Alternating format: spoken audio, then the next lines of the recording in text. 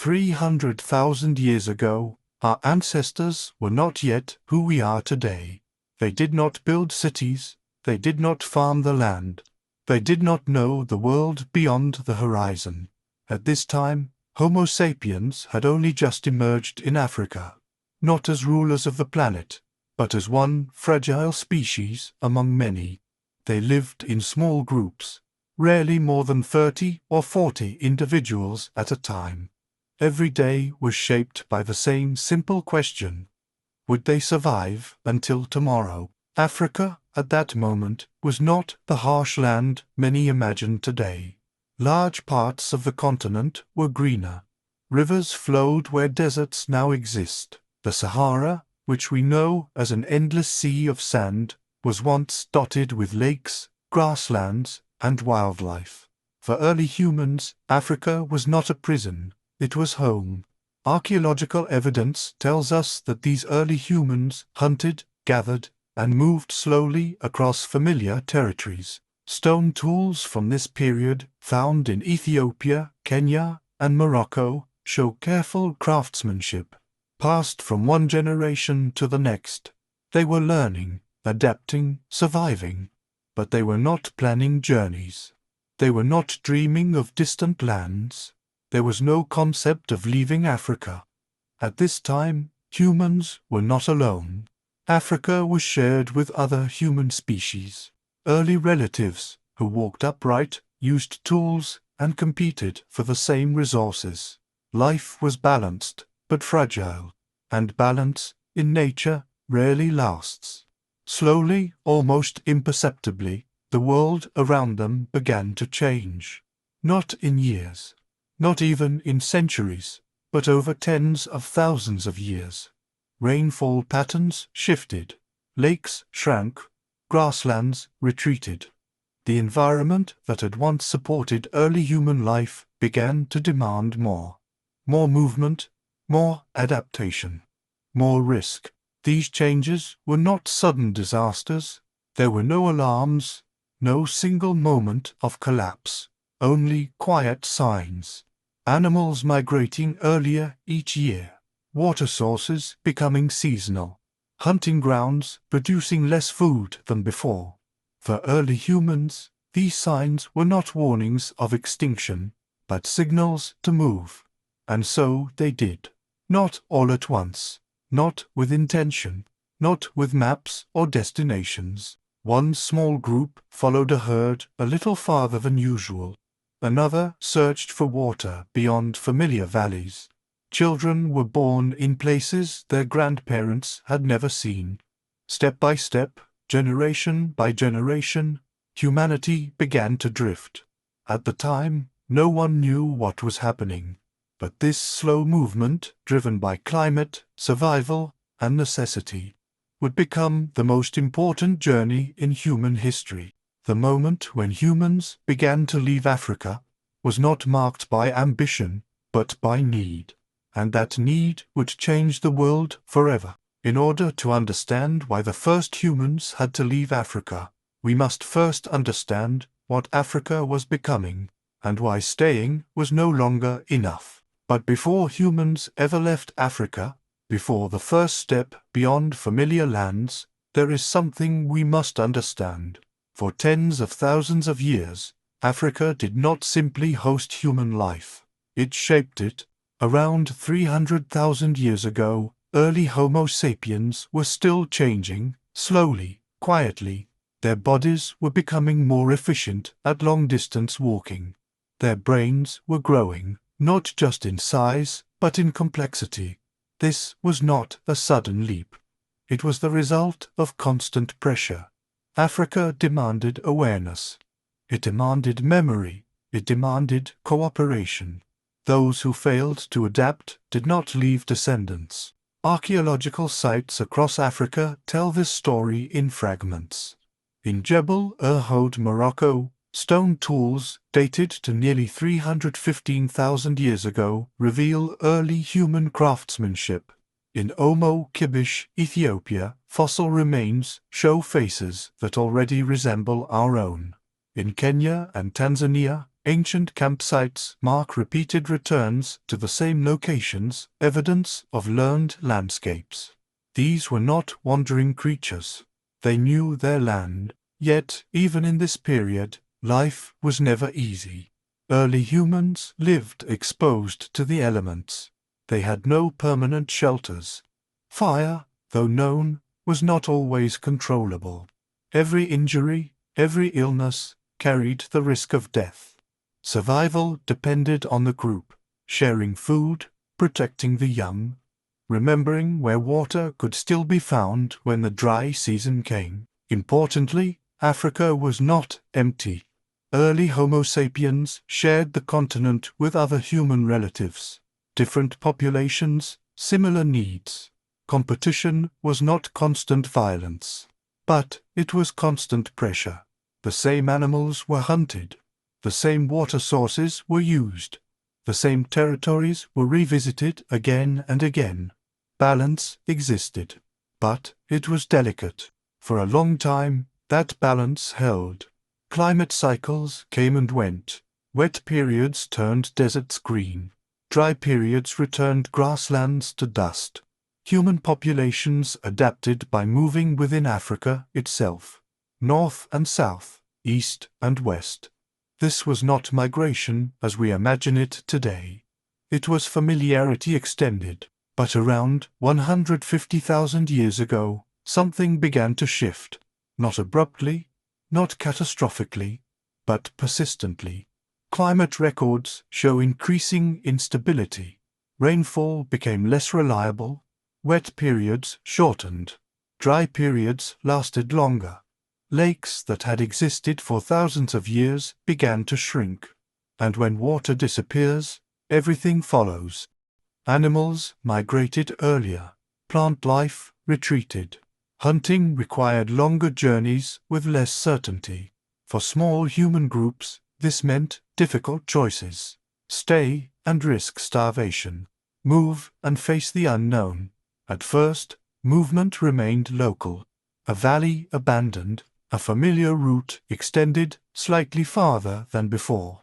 No one could see where this would lead. And still, Africa remained home. Even as conditions worsened, there was no reason to believe survival was impossible. After all, humans had endured change before. They had adapted again and again. Why would this time be different? The answer lies not in a single event, but in accumulation. Environmental stress did not arrive all at once. It stacked generation after generation. Each change small enough to endure, but together powerful enough to alter the course of human history. By the time the first humans would eventually leave Africa, the decision had already been shaped by tens of thousands of years of pressure. Pressure that taught humans how to move, how to adapt, how to survive uncertainty. The journey out of Africa did not begin with curiosity. It began with preparation, without intention, and to understand why leaving became unavoidable, we must now look closely at how Africa itself was transforming, not suddenly, but irreversibly. In the next part, we will follow the slow collapse of a once stable environment and see how a changing climate quietly pushed humanity toward the edge of its known world. Around 140,000 years ago, Africa was entering a new phase. From the perspective of a single human lifetime, nothing dramatic seemed to happen. Seasons still returned, animals still migrated, rivers still flowed. But beneath this apparent normality, the system was becoming unstable. Geological records taken from lake beds across East and North Africa show a clear pattern. Periods of heavy rainfall were becoming shorter. Dry periods were stretching longer into the year. What had once been predictable was now uncertain. And uncertainty is dangerous for a species that depends entirely on its environment. One of the most important regions affected by this shift was the Sahara. Today, it is one of the driest places on Earth. But for much of human prehistory, It was something else entirely, a mosaic of grasslands, lakes, and seasonal rivers. This Green Sahara acted as a vast ecological bridge between different parts of Africa. It allowed humans, animals, and plants to move freely across the continent. But this bridge would not last.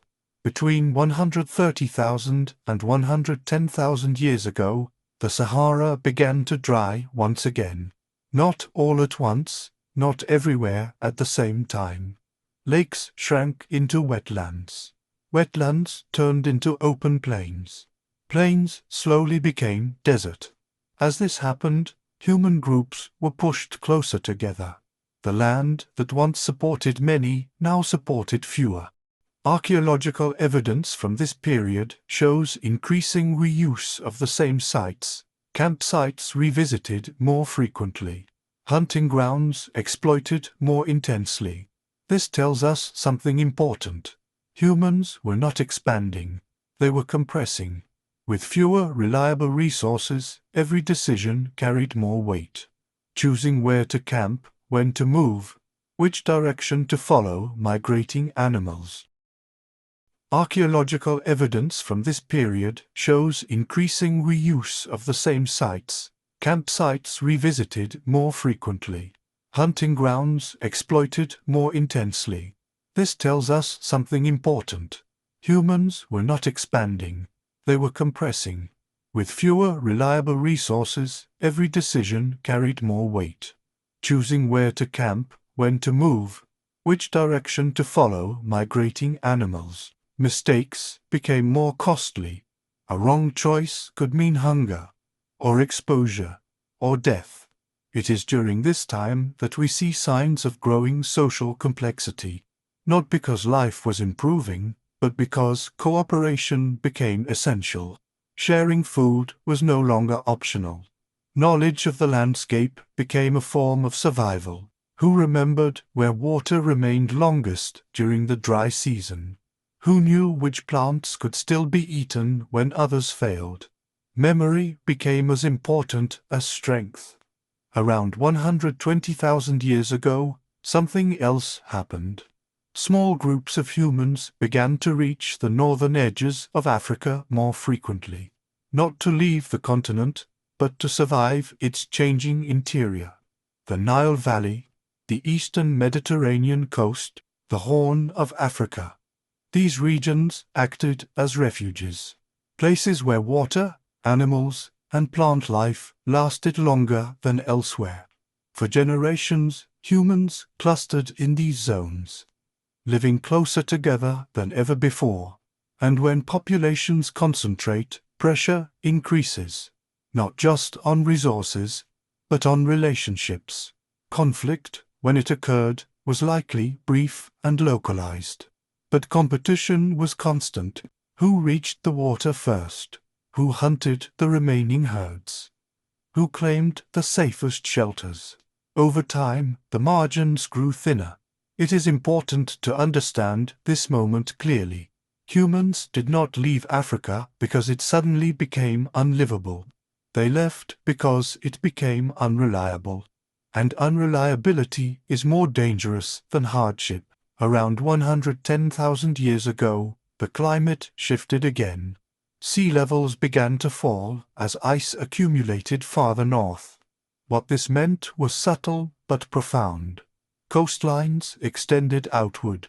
Shallow seas narrowed. Land routes that were once impassable became possible. At the northeastern edge of Africa, a narrow corridor opened. The region we now call the Levant. Today, it lies between Africa and Eurasia. Back then, it was a threshold. And thresholds invite movement. Archaeological evidence from sites such as Skull and Kofsa in modern-day Israel tells us that early Homo sapiens reached this region around 120,000 to 90,000 years ago. These were not permanent migrations. They were attempts. Small groups moving into unfamiliar territory, testing the limits of survival beyond Africa. Most did not last. Climate conditions outside Africa were harsh. Colder winters, unfamiliar animals, new competitors. Many of these early excursions likely failed. Groups disappeared without descendants. But failure itself was information. Those who returned carried knowledge of colder climates, of new dangers, of lands that could be reached but not yet mastered. And slowly this knowledge accumulated. Back in Africa, conditions continued to worsen. The interior grew drier. Refuge zones grew crowded. Resources grew contested. Generation by generation, movement increased. Not outward yet, but toward edges, toward coasts, toward river mouths, toward places where survival still seemed possible. By 90,000 years ago, Africa was no longer a single connected world. It had become a patchwork. Isolated regions of habitability, separated by expanding deserts and arid zones. And isolation changes populations. It encourages divergence. It forces adaptation. It rewards flexibility. Humans who lived along the coasts began to rely more on marine resources. Shellfish, fish, sea mammals washed ashore. This was not abundance. It was resilience. These coastal adaptations mattered, because coastlines do something deserts cannot. They guide movement. Following a shoreline does not require maps or long-term planning. Only the knowledge that water remains in one direction, and that food, though scarce, is predictable. By 75,000 years ago, all the pieces were in place. A species capable of long-distance movement, populations under sustained environmental pressure, knowledge of lands beyond Africa's borders, and natural corridors that opened briefly to the outside world. The departure from Africa, when it finally came, was not dramatic. There were no mass migrations, no single exodus, only small groups, families, bands of relatives, moving a little farther than their parents had. They did not know they were leaving Africa. They did not know they were beginning something irreversible. They were simply doing what humans had always done, moving when staying no longer felt safe. And somewhere along those quiet steps, humanity crossed a line it would never return from, the edge of its first world and the beginning of another.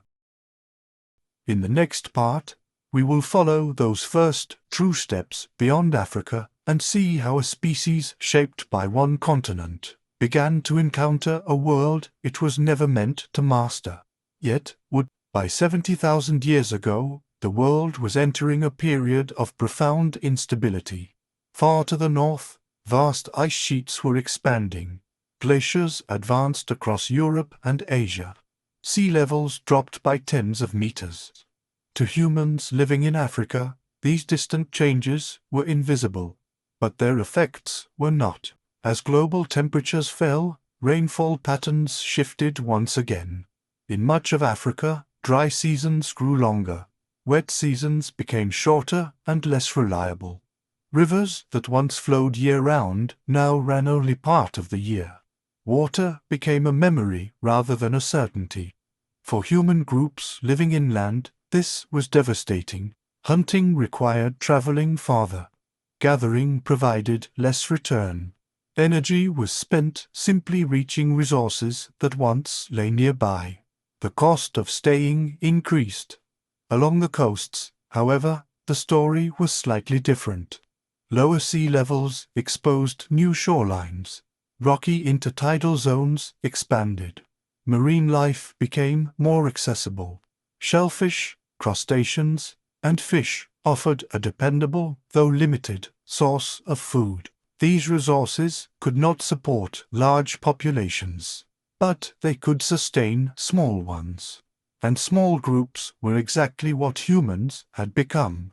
Archaeological sites along the southern and eastern African coasts, such as Blombo's Cave in South Africa, reveal something remarkable. By 100,000 to 70,000 years ago, humans were harvesting marine resources regularly. They were crafting specialized tools. They were producing symbolic objects, ochre pigments, engraved stones. These were not signs of abundance. They were signs of adaptation under pressure. Living at the edge of the land changed how humans moved. The coastline offered direction. To one side, the sea; to the other, land. Movement became linear, not radial. Step after step, camp after camp, humans followed the shore. Not toward a destination, but away from uncertainty. At the northeastern edge of Africa, another opportunity appeared. The Bab el-Mandeb Strait, separating Africa from Arabia, narrowed significantly as sea levels fell. At its narrowest, the crossing may have been less than 20 kilometers. To modern eyes, this seems daunting. To early humans, it may have looked passable, especially for groups already familiar with coastal living. There is no evidence of boats in the modern sense, but simple flotation logs, rafts of vegetation, may have been enough, or crossings may have occurred during periods when sea levels dropped even further. The crossing did not need to be easy. It only needed to succeed once. Around 65,000 years ago, the most consequential movement in human history began. Small groups of Homo sapiens moved out of Africa and into Arabia, not as conquerors, not as explorers, but as survivors, following the same logic that had guided them for generations. The Arabian Peninsula they entered was not the desert we know today. Climate records indicate periods of increased rainfall. Seasonal rivers flowed across the land. Grasslands supported migrating animals. For a brief window of time, Arabia was habitable, and humans entered that window. From here, movement continued slowly, along coastlines, along river valleys, along routes shaped by water and food. Each generation moved slightly farther than the last. Children were born in places their grandparents had never seen, and what had begun as survival became expansion. But this expansion came at a cost. Beyond Africa, the world was colder, more unpredictable, already occupied. Other human species lived across Eurasia. Neanderthals in the west, Denisovans farther east. These were not empty lands. They were contested ones.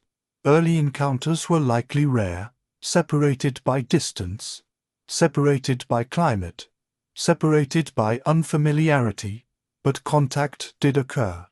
Genetic evidence tells us this clearly. Modern humans outside Africa carry traces of Neanderthal and Denisovan DNA, proof that these meetings were not always hostile. Sometimes they were intimate. Still, survival was never guaranteed. Many groups failed. They entered regions they could not adapt to. They faced climates they were not prepared for. They disappeared without descendants. The archaeological record is silent on their final moments, but their absence speaks clearly. Those who survived did so through flexibility, by altering diets, by changing tools, by cooperating more closely. Adaptation accelerated. What had taken thousands of years in Africa now occurred more quickly. Pressure was constant. By 50,000 years ago, humans had reached Southeast Asia. By 45,000 years ago, they entered Europe. By 40,000 years ago, they arrived in Australia, crossing open water once again. Each movement followed the same pattern. Small groups, gradual expansion, constant risk, and all of it traced back to a decision that was never consciously made. The moment staying became more dangerous than moving. Meanwhile, Africa remained.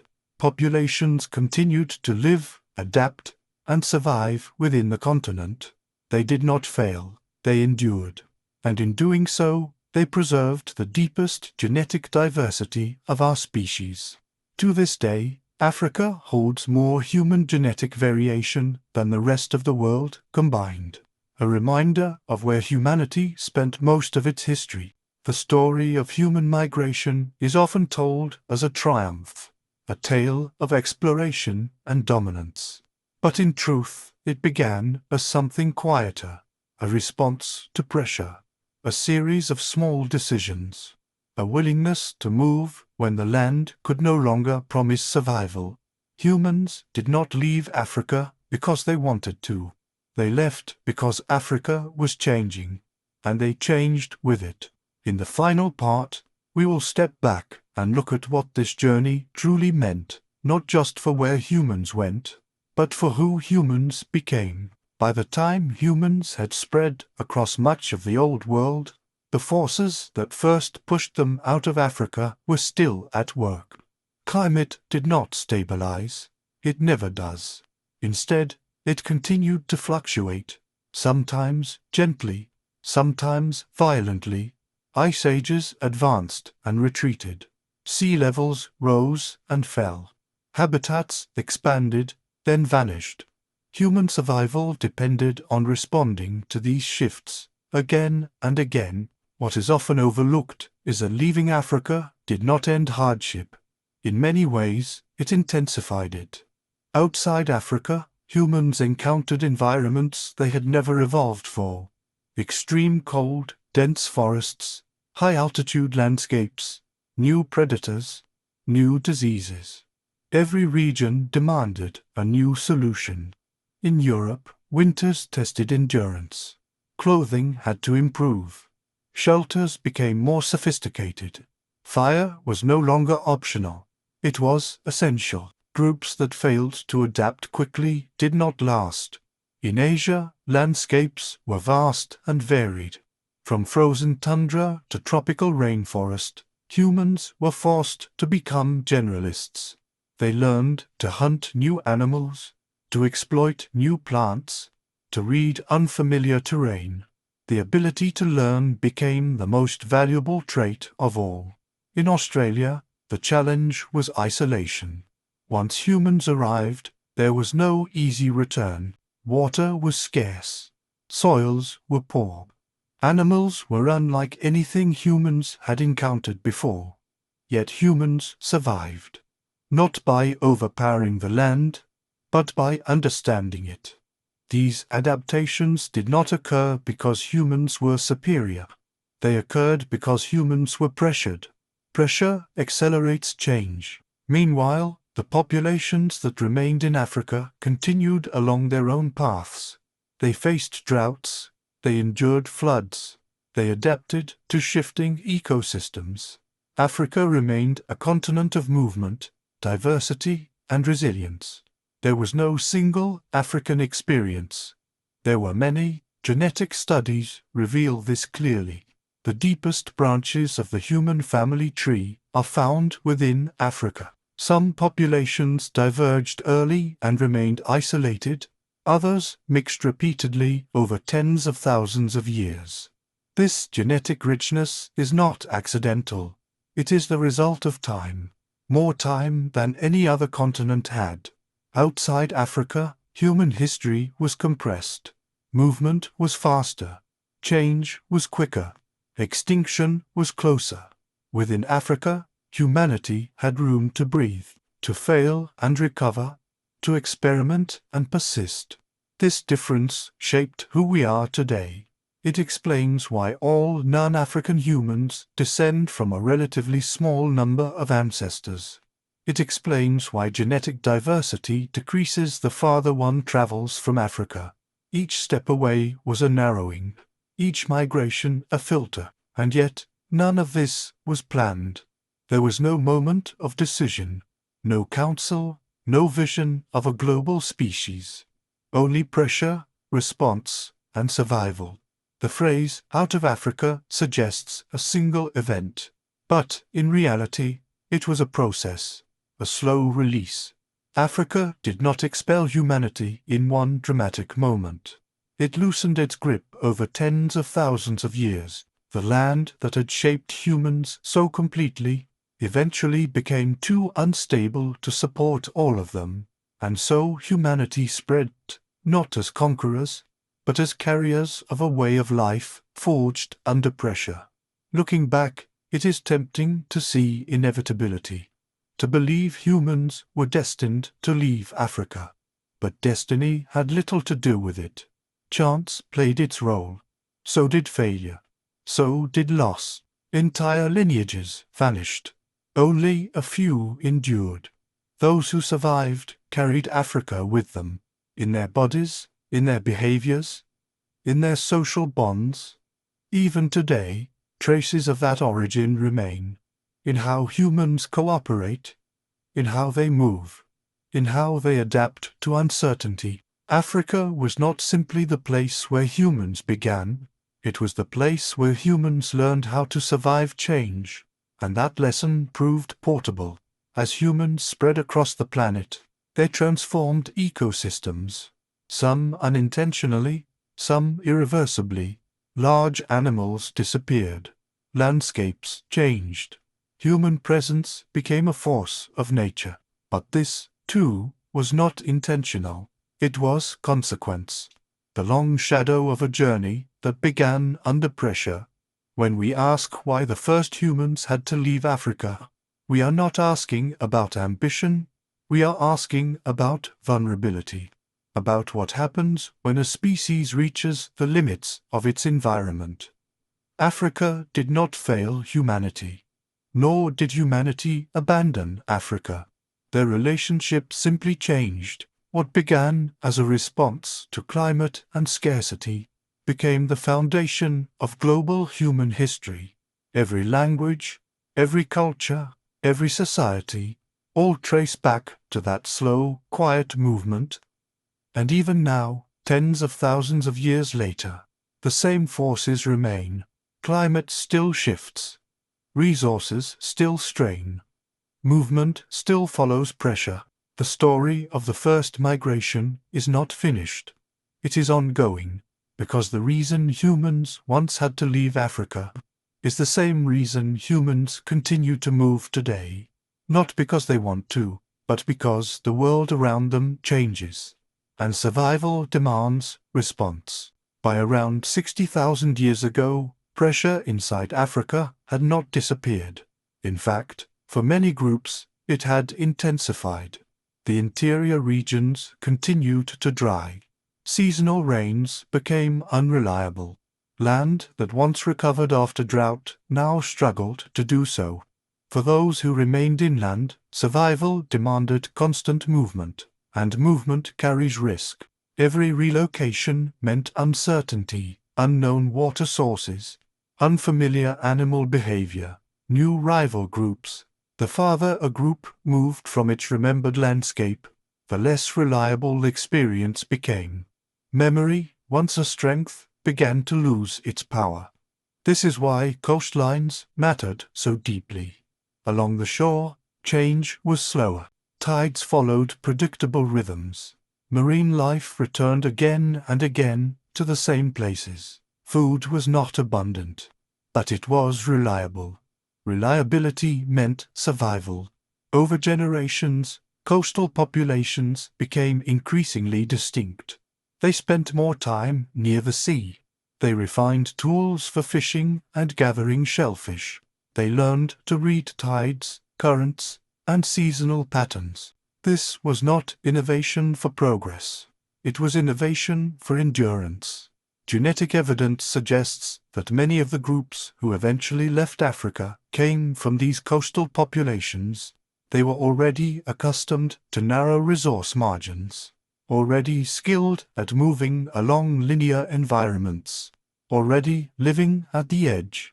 Leaving Africa did not begin in the center. It began at the margins.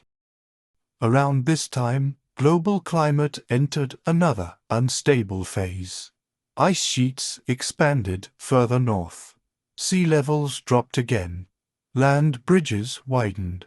What had once been rare opportunities became more frequent, though still temporary. Windows opened and windows closed. For groups living near the northeastern edge of Africa, The land beyond the Red Sea no longer looked unreachable. The distance was still dangerous. But danger was no longer unfamiliar. Crossing into Arabia did not mean safety. The environment was harsh. Water sources were scattered. Rainfall was seasonal and uncertain. But it offered something Africa increasingly could not. Space. Space reduced competition. It allowed groups to spread out, to claim territory without immediate conflict, to hunt without constant pressure from others. For a time, this was enough. As humans moved deeper into Arabia, they followed the same rules they had learned in Africa. Stay close to water, move when resources thin, avoid extremes. River valleys and seasonal lakes guided their paths. Movement was slow, measured in generations, not years. By 55,000 years ago, humans had reached the edges of South Asia. The journey was not a single route. Some followed coastlines, others moved inland when conditions allowed. Different groups, different paths, but driven by the same pressures. The environments they encountered were diverse: tropical forests, monsoon systems, dense vegetation unlike anything in Africa. These landscapes demanded new knowledge, new plants to identify, new animals to avoid or hunt, new dangers to recognize. Adaptation continued. It is important to understand that expansion did not mean dominance. Humans were not reshaping the world yet. They were still vulnerable, still dependent on fragile ecosystems, still one failure away from disappearance. Many groups vanished during this phase. They entered regions that became inhospitable too quickly. They misjudged seasonal cycles. They failed to adapt. The archaeological record preserves only fragments. Stone tools abandoned. Campsites never revisited. Silence, but some groups persisted. They learned to live with uncertainty rather than fight it. They adjusted movement patterns. They diversified diets. They strengthened social bonds. Cooperation became more important than ever. By 50,000 years ago, something changed. Not in climate, but in speed. Human movement accelerated. Populations expanded more rapidly than before. This suggests that knowledge was accumulating faster. Techniques were improving. Cultural transmission was becoming more efficient. Learning spread. Humans were no longer just adapting to environments. They were anticipating them. Seasonal patterns were remembered. Migration routes were shared. Danger was discussed, not rediscovered each generation. This marked a turning point. The pressure that once forced humans to move now fueled their ability to survive elsewhere. What began as necessity was becoming capacity. Yet Africa remained central to this story. Populations there continued to face environmental challenges. Droughts returned, green corridors closed, habitats fragmented. Movement within Africa did not stop. It intensified. Groups moved south. Others retreated toward river systems. Some followed coastlines but never crossed. Africa continued shaping humanity, even as humanity spread beyond it. The question is not why some humans left Africa, it is why any remained.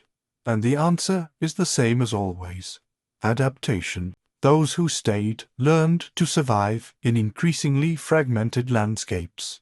They adjusted social structures. They developed deep ecological knowledge. They endured. Africa did not empty. It transformed. By the time humans reached regions as distant as Southeast Asia, the forces that began this journey were still active. Climate instability, resource pressure, the need to move. Nothing had resolved. The journey out of Africa was not an escape from hardship. It was an extension of it, a continuation of a pattern learned over hundreds of thousands of years.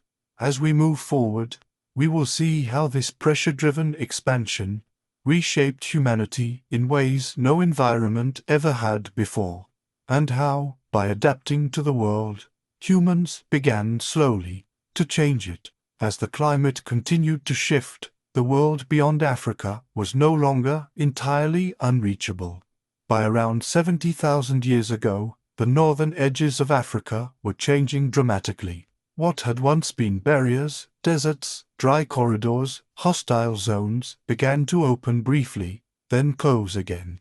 These were not permanent pathways, they were windows. Short periods when rainfall increased just enough, when vegetation returned to regions that had been empty for generations, when animals moved first and humans followed. This matters because humans never led the way. They followed life. Along the Nile corridor, groups moved northward during wetter phases. The river was more than water, it was memory, a reliable line through an otherwise unpredictable land. But the Nile was not always open. During dry phases, it became a trap rather than a guide. Populations clustered, competition intensified, resources thinned. Some groups turned back, others waited, and a few continued forward, not knowing they were doing something unprecedented. To the northeast lay the Levant, modern-day Israel, Jordan, Lebanon, a narrow bridge between continents. Archaeological evidence from sites like Skull and Kofsa shows early Homo sapiens reaching this region as early as 120,000 years ago. These were not conquerors. They did not replace the land. They did not spread rapidly. In fact, many of these early groups likely failed. Climate shifted again. Cold returned. Dryness increased. The land closed. Those populations disappeared, either dying out or retreating back into Africa. This is important. The story of human migration is not a single success. It is a history of attempts. Attempts that taught future generations where not to go, when not to move, what conditions were survivable and which were not. By 70,000 to 65,000 years ago, something had changed within Homo sapiens themselves. Groups were no longer just families bound by survival. They were communities bound by stories, symbols, and memory. This mattered when facing the unknown, because leaving Africa did not mean stepping into empty land. The world was already inhabited. To the north and west lived Neanderthals, adapted to cold climates, powerful, intelligent, deeply familiar with their environments. To the east lived Denisovans, known to us mostly through fragments, but genetically influential. Not biologically in a dramatic way, but culturally. Tools became more refined. Symbolic behavior increased. Objects were carried not just for survival, but for meaning. Ochre pigments, shell beads, engraved stones. These were not necessities. They were expressions. And expression signals something deeper, a shared identity. Groups were no longer just families bound by survival. They were communities bound by stories, symbols, and memory. This mattered when facing the unknown, because leaving Africa did not mean stepping into empty land. The world was already inhabited. To the north and west lived Neanderthals, adapted to cold climates, powerful, intelligent, deeply familiar with their environments. To the east lived Denisovans, known to us mostly through fragments, but genetically influential. Why the coast? Because the sea is predictable. Tides move in cycles. Marine life renews itself. Shellfish, fish, and sea mammals provide food even when land fails. For early humans, the coast was safety. This coastal migration explains how humans reached South Asia, Southeast Asia, and eventually Australia by at least 50,000 years ago. Crossing into Australia required boats. Not accidental drift, not storms, intentional crossings. which tells us something crucial. By this point, humans were no longer just reacting to the environment. They were planning, but planning does not mean confidence. Each new shoreline carried risk. Each unfamiliar animal could be dangerous. Each climate zone demanded adaptation. Cold nights, new diseases, strange predators, and always the knowledge that turning back was no longer possible. Wherever they went, humans encountered other human species. Sometimes they competed. Sometimes they coexisted. Sometimes they interbred. Genetic evidence shows this clearly. Most people alive today carry traces of Neanderthal DNA. Some populations carry Denisovan DNA, especially in Oceania and parts of Asia. These were not violent exterminations. They were complex interactions, shared shelters, shared tools, shared knowledge, but also tension. Resources were finite. Land could not support everyone indefinitely. Over thousands of years, modern Homo sapiens expanded, not because they were stronger, but because they were more flexible. They adapted diets. They adapted tools. They adapted social structures, and slowly, other human species disappeared. Not erased in a moment, but absorbed, replaced, or outcompeted over deep time. By 45,000 years ago, Homo sapiens were firmly established in Europe. By 20,000 years ago, they had reached the Americas, likely crossing Beringia during a glacial period when sea levels were lower. From Africa to every corner of the planet, not by destiny, by necessity, yet it is important to remember. No one knew this was happening. No one believed they were founding humanity's future.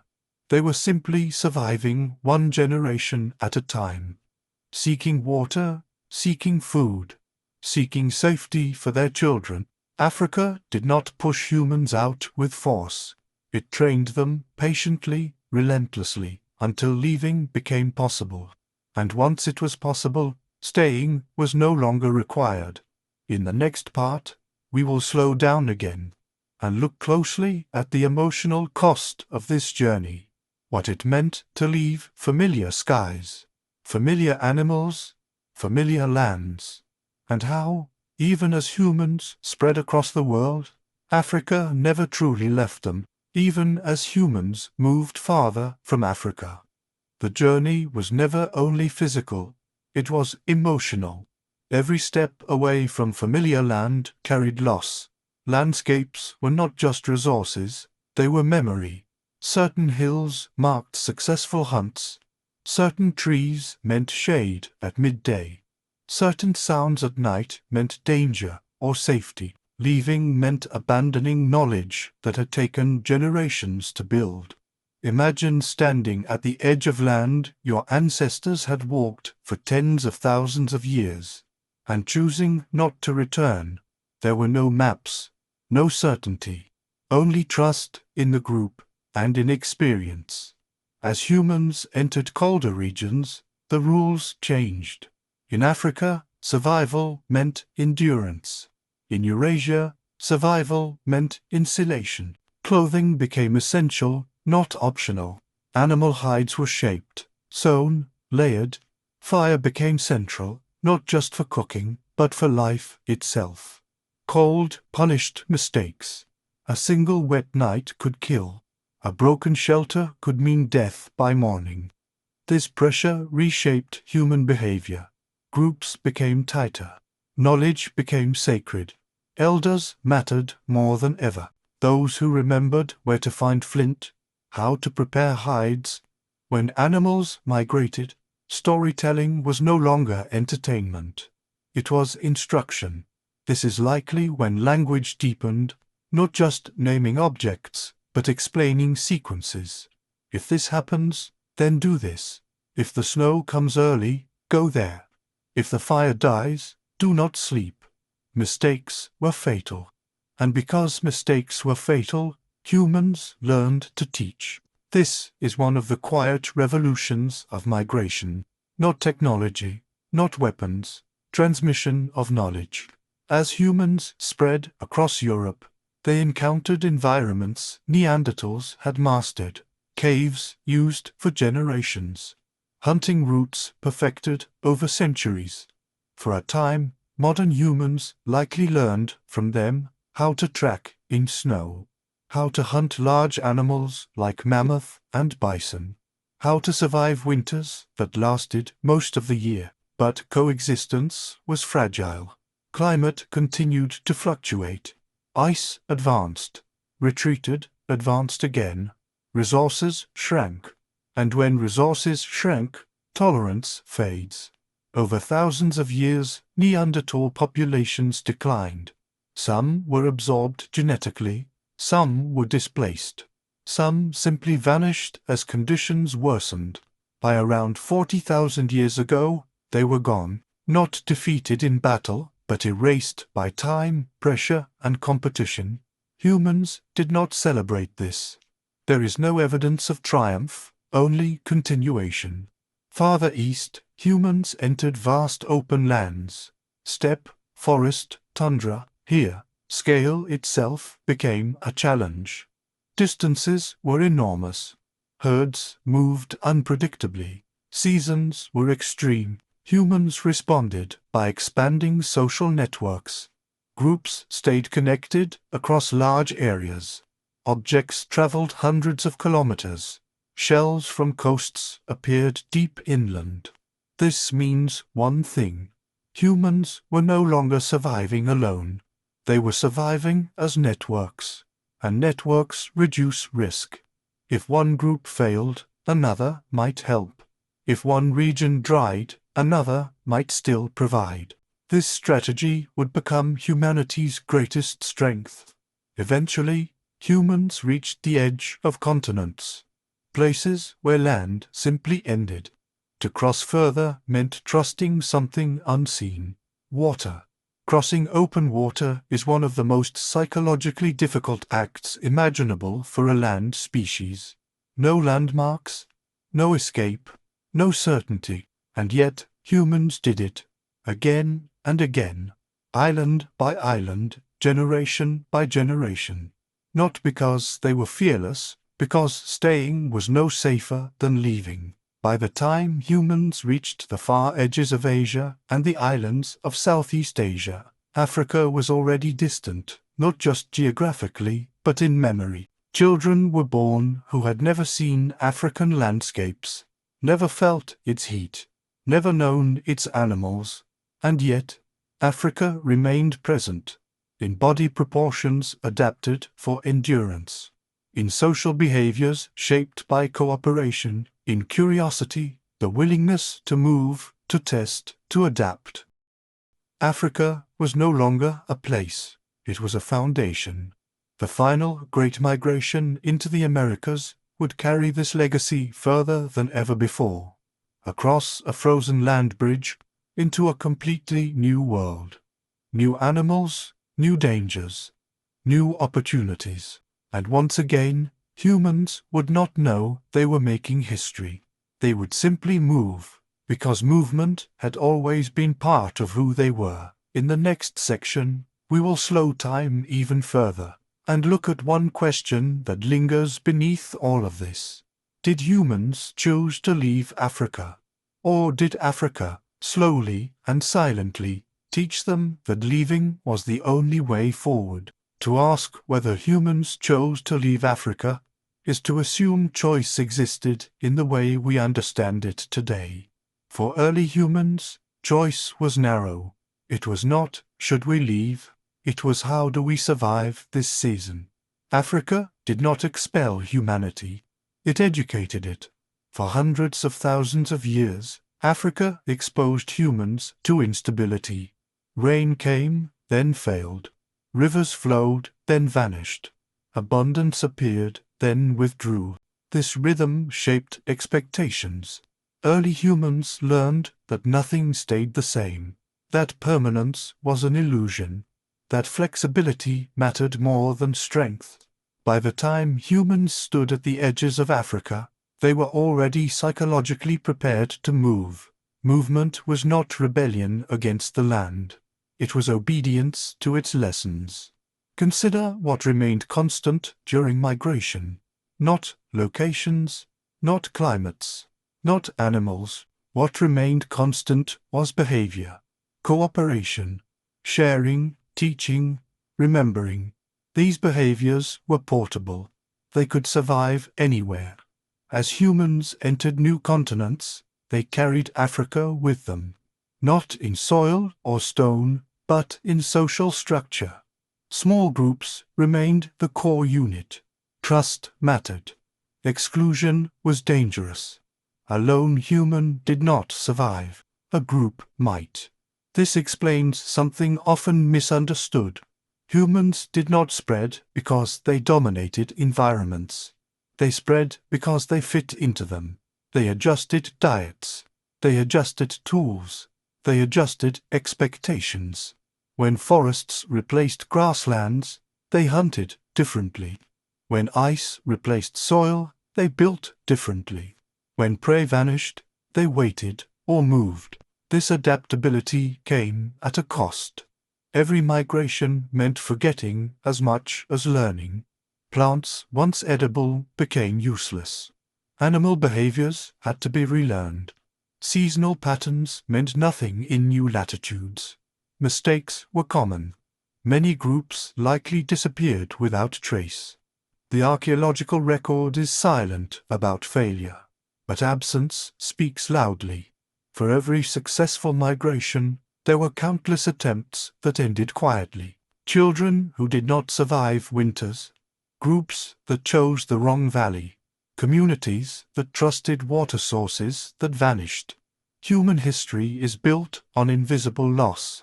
Yet humans continued, not because they believed in progress, but because stopping meant death just as often as moving.